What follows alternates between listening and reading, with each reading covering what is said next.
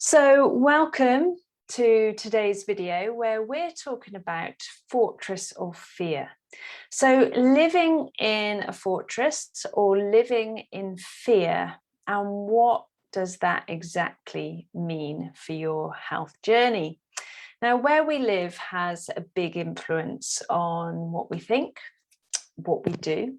So our actions that become our behaviors, our habits, then our behaviors, which becomes our lifestyle. And that's obviously true if you look at different countries around the world, produces quite different people because what they come from influences the way that they are.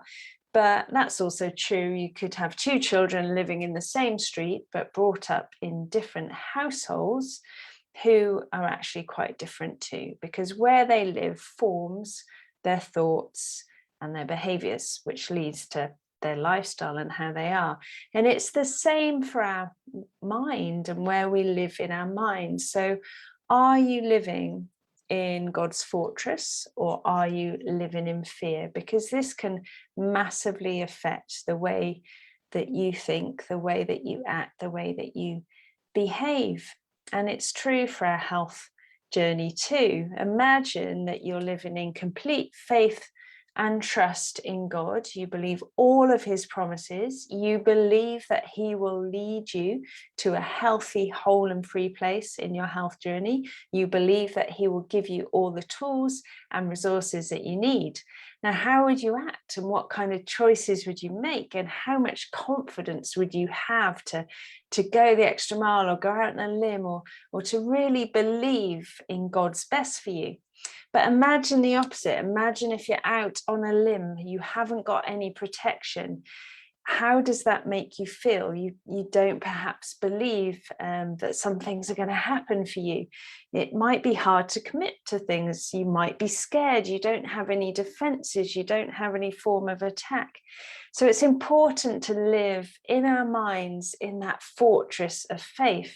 And in Psalm 18:2, it says, "The Lord is my rock and my fortress and my deliverer, my God, my rock, in whom I take refuge, my shield and horn of my salvation, my stronghold." So our fortress helps us to stand strong in God, in our faith, so that we can be protected. But also, like if you imagine a fortress, an actual built fortress, there's slit windows in them where you can fire arrows, which were doused in oil and fire, and you can fire them out at the enemy. So if we live in a fortress with God, in a fortress of faith, then we're in a really good position to fire specific arrows of prayer, of Bible verses, of worship to the specific challenges and problems that we face.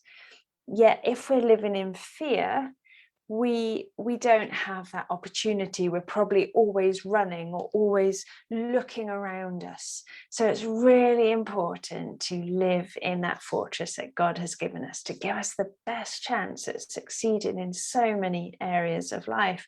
But how do we start to do that? How do we start to live in a fortress of faith and not in a place of fear?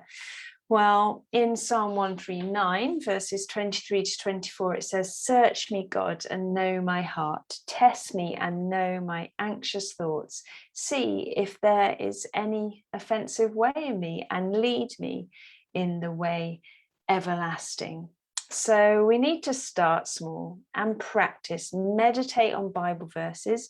Start by meditating on what God does say about being the rock and being our fortress. And then put small steps of faith into action and make note of them. Make note of when God answers prayers. Look back on his faithfulness in the past.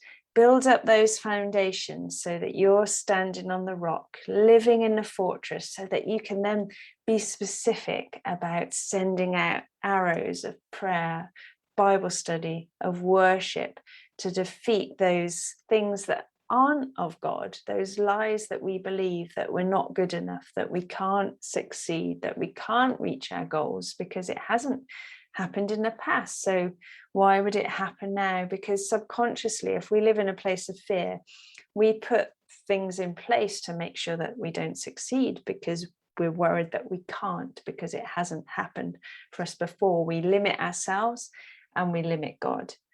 And so to live in that fortress, you're not putting any limits on, and you're operating out of the power that God has for you in your life. I hope that was helpful. So let's stand on God the Rock. I'd love it if you could comment in the comments, if you're watching live on Facebook or catching it up later, if you could do a little emoji of a rock or a little meme, or just write rock if that's where you want your foundations to be, on God the Rock. Okay, take care and hope to see you soon. Bye-bye.